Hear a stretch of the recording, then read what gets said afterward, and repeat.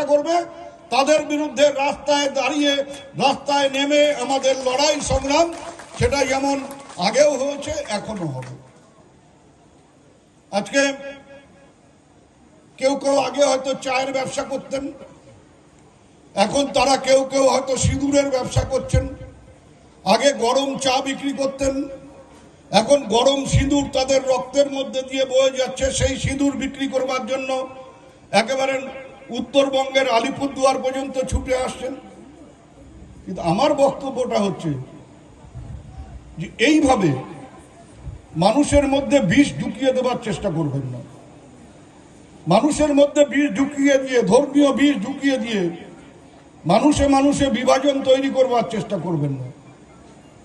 উন্নয়ন শুধুমাত্র একটা গেটের মধ্যে দিয়ে বা একটা সেলফি জোনের মধ্যে দিয়ে শেষ হয় না। উন্নয়নের বেসিক ব্যাপারটা, উন্নয়নের প্রাথমিক ব্যাপারটা হচ্ছে একটা সুস্থ সুন্দর সমাজ গড়ে তোলা। আর সেই সুস্থ সুন্দর সমাজ গড়ে তোলবার জন্য যে জিনিসগুলো প্রাথমিকভাবে প্রয়োজন তার একটি হচ্ছে এই যে ধর্মীয় বিভাজনকে রুখে দেওয়া এবং ধর্ম নিরপেক্ষতাকে বজায় রাখা। আমি আমার ধর্ম নিশ্চয়ই, আমি আজ সকালে এসে এই মন্দিরে পুজো দিয়েছি।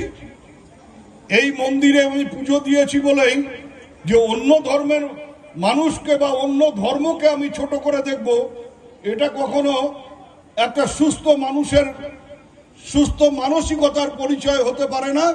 এই জায়গার থেকে আমাদের সবাই মিলে শিক্ষা নিতে হবে। প্রধানমন্ত্রীকে নাম না করে কটাক্ষ করলেন যে একসময় চায়ের ব্যবসা করতো, এখন সিঁদুরের ব্যবসা করছে। হঠাৎ কেন ব্যবসা করার কথা বলছি? মানে কেউ গরম চা বিক্রি করতেন, এখন তিনি গরম সিঁদুর বিক্রি করবার চেষ্টা করছেন।